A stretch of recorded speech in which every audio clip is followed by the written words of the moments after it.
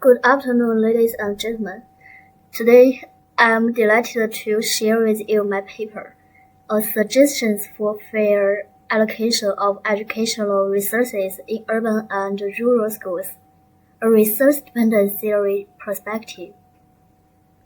I will focus on 6 aspects: introduction, theoretical framework, methods, results, suggestions, reference.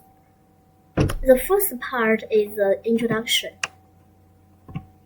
Educational equality refers to the promotion of fairness and inclusion in the education system, aiming to ensure that all students have access to similar resources and are treated equally. However, one of the main causes of educational inequality is the uneven distribution of public educational resources. In the school education system, there are still significant differences between urban and rural areas in the allocation of educational resources. In this case, this paper aims to explore the specific differences in the allocation of educational resources in urban and rural schools, and employs resource dependence theory to investigate the dependence of educational resources in urban and rural schools. Furthermore, this study puts forward corresponding improvement suggestions with the hope of providing substantive reference for the construction of a more just and balanced educational resource system. The second part is the theoretical framework. Resource-dependent theory (RDT) argues that an organization is externally controlled, that is, bounded by its external stakeholders. This theory primarily explores the interdependence between organizations and their environments. The essence of RDT is mainly reflected in the following 3 aspects. Firstly, an organization's internal resources are insufficient to sustain its development. Secondly, organizations must rely on the supply of external resources in order to survive.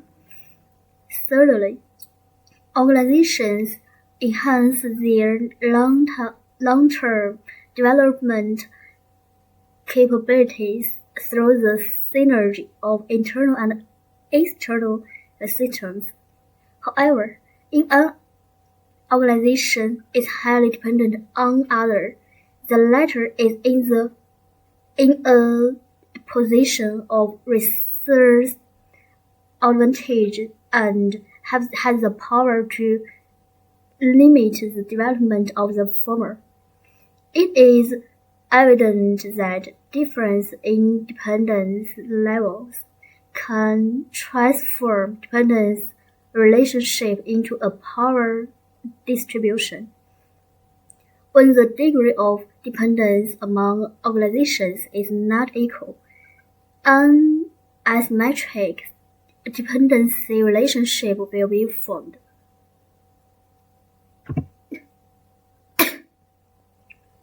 Hillman contended that the RDT was applied to reduce environmental interdependence and uncertainty in organizations across the research domain. According to neither RDT contributes to explaining behavior, structure, stability, and organizational changes. This paper holds that the key to the survival of urban and rural schools lies in their ability to acquire and sustain diverse resources. The allocation of educational resources and the professional development of teachers in this school are influenced by the external environment. Therefore, this paper explores the dependence of urban and rural school educational resources by applying RDT and puts forward some suggestions to promote the fair allocation of educational resources. The third part is the methods. This survey adopts cluster random sampling method. 21 provinces and autonomous regions in China are taken as cluster. A random sampling method is adopted in the cluster to issue questionnaires on primary and secondary school educational resources through online platform. After clearing the missing data and valid data, 265 valid samples were finally recovered. The questionnaire in this study is designed around 4 dimensions: faculty strength, infrastructure, curriculum construction, and professional development, comprising a total of 19 questions as shown in table.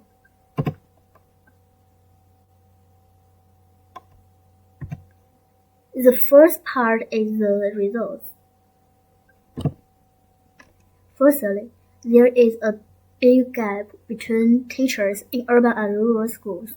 The results show that P equals 0.004, indicating that there were a significant difference between school types and teachers' titles. The professional titles of school in urban schools were mainly second-level teacher and above, while there were still more teachers in rural schools who were unevaluated and temporarily employed. Secondly, there is a big gap between the structure of urban and rural schools. The number of computer classroom, and the human-computer ratio in rural and urban schools differed greatly. Rural schools has fewer computer classrooms, and many students shared a computer. Urban and rural schools also showed significant differences in other research support. More than 70% of the 121 rural schools had no hardware resources, software resources, school-based materials, or third-party support. In contrast, more than half of urban schools had these resources. Thirdly, there are significant differences in curriculum construction between urban and rural schools. The survey shows that rural schools basically did not offer IT courses at the senior high school. Nearly 60% of urban schools offered such courses, where only 4% of rural schools offered two or more related courses. The proportion of IT teachers in rural schools who took on other jobs part-time was even higher, reaching 91%. Finally, the undertaking units of teacher professional development were very greatly. There was a significant difference between the units undertaking training in teaching and research activities. The form of teaching and research activities were more diversified in the urban school, where they were relatively homogeneous in the rural schools. Teachers in rural schools rarely received training in practice-based schools. Training in institutions, enterprises, and other places. The fifth part is the suggestions. Under the framework of resource dependence theory, there is an interdependent relationship between school as an organization and the institution providing educational resources as an external environment. The survey results show that the main funding for teacher training in urban and rural schools comes from the state and schools. However, rural schools have less financial support, poorer in educational resources, and lower professional development level of teachers. If urban and rural schools are expected to have the same professional development levels of teachers, rural schools will be more dependent on organizations that provide external educational resources, such as urban schools. Due to the difference in substitution relationships, urban and rural schools assume different rules in their dependence relationships with organizations providing other external educational resources.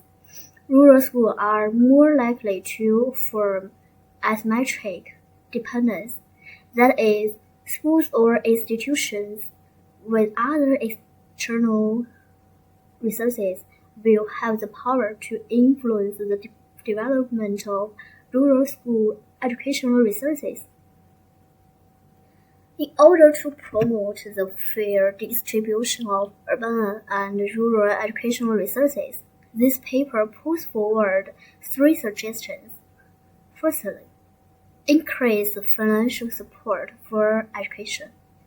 On the one hand, the government needs to ensure that relevant stakeholders in educational policy have the opportunity to participate in educational governance and actively respond to public demands. On the other hand, the government should increase investment in education. In particular, the income level of teachers in rural areas should be further improved to prevent the loss of high equality talents. Secondly, establish a cross-school collaboration, mechanism between urban and rural schools. Create a research sharing platform for primary and secondary schools, where teachers can share high equality teaching plans, videos, technical tools, and other resources. Meanwhile, urban areas with a high level of basic education development can take the lead in supporting more disadvantaged districts, fostering communication between these districts and promoting the sharing of experience and resources. Thirdly, enhance the ability of teachers to integrate resources efficiently. It is important to ensure equal opportunities for teachers' self-development. Ensuring the equality of self-development opportunities for teachers is the key to improving the integration ability of school resources. When the professional development level of teachers is improved, they will be more actively involved in the optimization of school teaching equipment and the integration of external resources. This will reduce the dependence of rural schools on the educational resources of other schools or institutions, and promote deeper cooperation between urban and rural schools, rather than dependence in the name of cooperation. The last part is a reference. This is my paper report. Thank you for your listening.